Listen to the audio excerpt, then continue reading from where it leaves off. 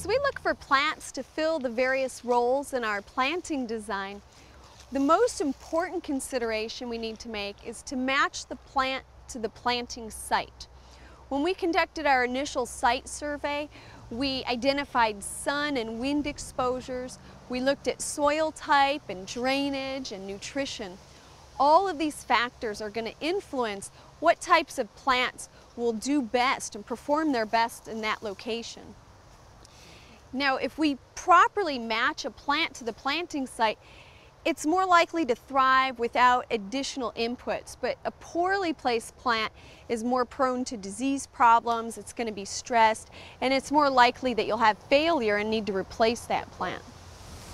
What we really need to focus on are a plant's cultural requirements. All plants have different needs in terms of the amount of light they require, their soil moisture and drainage, also optimum soil pH. Some of these conditions can be altered, but I find that it's easiest to work with existing conditions. For example, a dense canopy such as this can be thinned to allow greater light penetration to the ground, but that canopy is going to regrow over time. And so it might be best to just identify plants that are well suited to the heavy shade rather than thin that canopy. Another site characteristic that it's often easier to work with rather than alter is soil pH. Of course, you can alter pH, and that's best done when you're preparing the bed, but it's going to require repeat treatments.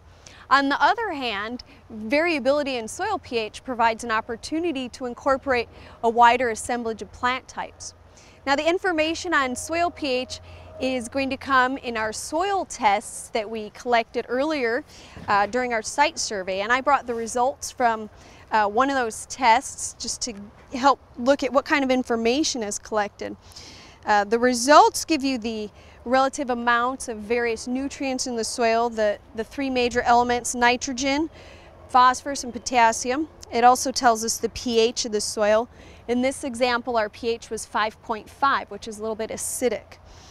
What's more useful for the home gardener is the interpretation and recommendations of those results, which are at the bottom. So for the major elements, it tells whether that is deficient or if it's an adequate supply. And if it's deficient, it tells what types of fertilizer recommendations are required to bring those nutrients back up to an adequate level. And then also for soil pH, because we had an acidic soil, the recommendation is that we need to add lime. And that would be necessary if we're going to plant your average plants that need a little bit higher pH, around 6.5. But on the other hand, this is an opportunity for us to plant acid-loving plants. For example, these azaleas, they love acid soil and really do require a lower pH, around 5 to 6. And so we can look at this as an opportunity, but we really do need those soil test results to help us properly site our plants. Two additional characteristics that are extremely important to consider when you're selecting plants are the USDA plant hardiness zone and the plant heat tolerance zone in which you live.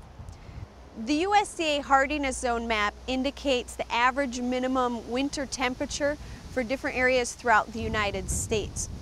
And corresponding to this, plants are given a rating that indicates which zones they could survive in. So when you're selecting plants, you want to make sure that you're looking for plants that match your zone. For Oklahoma, we fall within zone 6 and 7, but you want to make sure to check the online map to get a more accurate identification of your specific hardiness zone.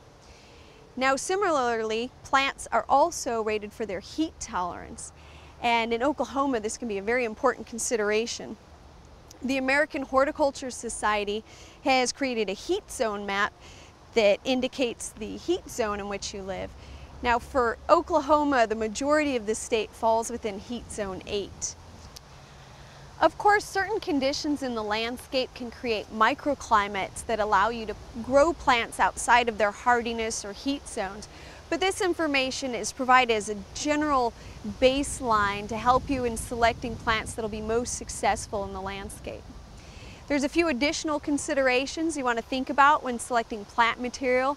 These include drought tolerance, which can be very important here, resistance to insect and diseases, also maintenance requirements. Plants vary considerably in the amount of maintenance they need, and also invasiveness. Some plants can be very aggressive in the landscape. Now, all this information can be found in a variety of sources, on the internet, on plant labels, in our plant catalogs, and also our resource books. So you want to make sure that you're doing your homework and learning as much as you can about plant needs. Well, I hope that you enjoyed our design series. I think it's important to understand that design is a fluid process with no real beginning and end. It's just ongoing. However, I tried to provide some structure and organization, starting with our site survey and ending with our plant selection and everything in between. We do plan on compiling all these segments on design into a DVD series, so be sure to watch for that in the future.